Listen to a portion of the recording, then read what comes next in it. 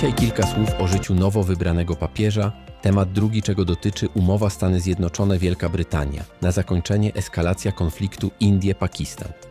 Watykan wybrał nowego papieża, jest to Robert Francis Prevost, który urodził się 15 marca 1956 roku w Chicago jako syn włoskich i francuskich imigrantów. Ukończył studia teologiczne oraz zdobył doktorat z prawa kanonicznego, co umożliwiło mu późniejszą pracę w watykańskich instytucjach.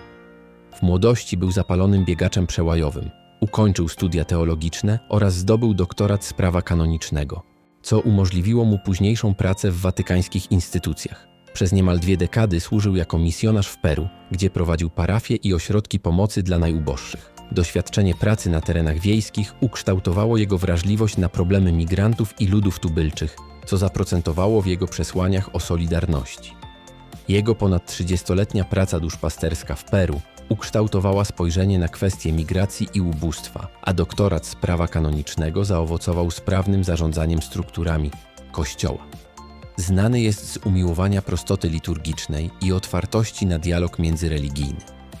W 2023 roku papież Franciszek mianował go prefektem dykasterii do spraw biskupów, powierzając mu kluczową rolę w doborze nowych ordynariuszy na całym świecie. Jako kardynał stał się znany z transparentności procedur nominacyjnych i wsparcia dla młodych kapłanów. 8 maja tego roku, po 4 głosowaniach i 2 dniach, konklawę został wybrany papieżem i przyjął imię Leo XIV jako pierwszy Amerykanin w historii papiestwa. Na balkonie Bazyliki Świętego Piotra wygłosił pierwsze słowa: „Pokój z wami wszystkimi”, podkreślając priorytet pokoju i pojednania między narodami. Zapowiedział kontynuację społecznej nauki Kościoła ze szczególnym uwzględnieniem migrantów i walki z ubóstwem, ale z bardziej konserwatywnym podejściem do kwestii moralnych niż jego poprzednik. Mówi płynnie po angielsku, hiszpańsku i włosku. Owo wielojęzyczne zaproszenie do dialogu już w pierwszym orędziu zaskoczyło wiernych. Z dużym prawdopodobieństwem należy przyjąć, że nowo wybrany papież będzie kontynuował wizję zmian w Kościele, którą zapoczątkował papież Franciszek. Zanim przejdziemy do tematu drugiego, zachęcam Państwa do subskrypcji. Państwo na bieżąco otrzymacie dostęp do naszych analiz i wiadomości, a my motywację do dalszej pracy. Przechodzimy do tematu drugiego. W maju 2025 roku Stany Zjednoczone i Wielka Brytania zawarły nową umowę handlową, która ma na celu zacieśnienie współpracy gospodarczej między tymi krajami. To pierwsze takie porozumienie od czasu rozpoczęcia przez administrację prezydenta Donalda Trumpa globalnej polityki taryfowej. Umowa dotyczy obniżenia ceł na samochody produkowane w Wielkiej Brytanii eksportowane do USA. Cła zostały obniżone z 25 do 10%, co ma na celu zwiększenie konkurencyjności brytyjskich producentów na amerykańskim rynku. Druga umowa dotyczy dostępu do rynku rolno-spożywczego. Amerykańscy rolnicy zyskali szerszy dostęp do brytyjskiego rynku, szczególnie w sektorach wołowiny i alkoholu. Wielka Brytania zobowiązała się do obniżenia ceł na amerykańskie produkty rolne oraz do redukcji barier pozataryfowych przy jednoczesnym zachowaniu krajowych standardów bezpieczeństwa żywności. Kolejna to strefa handlu stalą i aluminium. Utworzono specjalną strefę handlową dla stali i aluminium, co ma na celu ułatwienie wymiany tych surowców między krajami. I na koniec uproszczenie procedur celnych. Wprowadzono mechanizmy mające na celu uproszczenie odpraw celnych dla towarów z USA, co ma przyspieszyć procesy logistyczne i zmniejszyć koszty dla przedsiębiorców. Prezydent Donald Trump określił umowę jako pełne i kompleksowe porozumienie, które ma na celu scementowanie relacji między USA a Wielką Brytanią na wiele lat.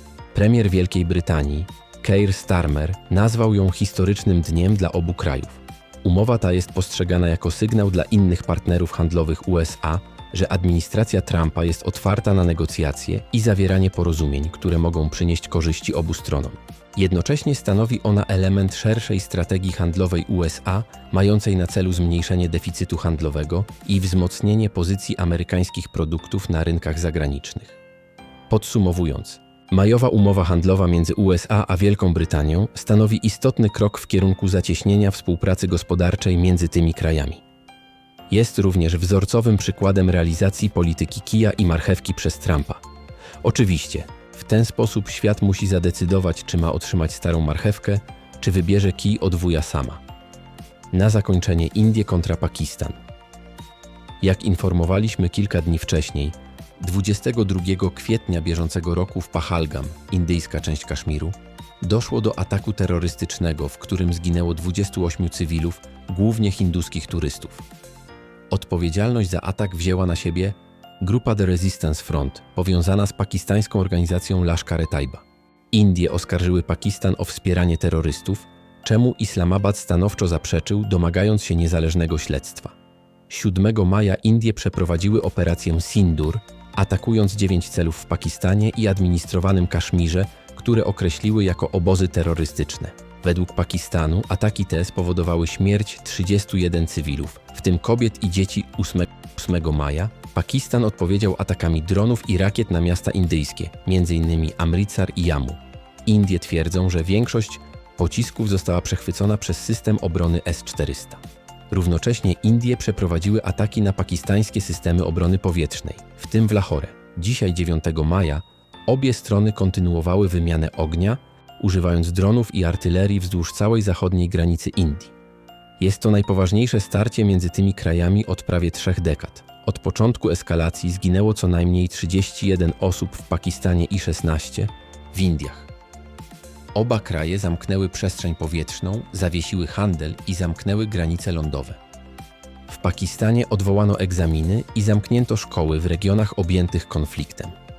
Społeczność międzynarodowa, sekretarz generalny ONZ Antonio Guterres oraz inne państwa, w tym USA, Chiny i Rosja, wezwały do natychmiastowej deeskalacji i powrotu do dialogu. Obecna eskalacja między Indiami a Pakistanem jest najpoważniejsza od lat, z rosnącym ryzykiem rozszerzenia konfliktu.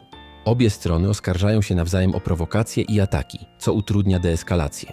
Użycie dronów i nowoczesnych systemów obrony wskazuje na zmianę taktyki wojskowej i zwiększa nieprzewidywalność sytuacji. Dziękujemy za wysłuchanie raportów do końca. Zachęcamy do subskrypcji, by pozostać z nami na dłużej.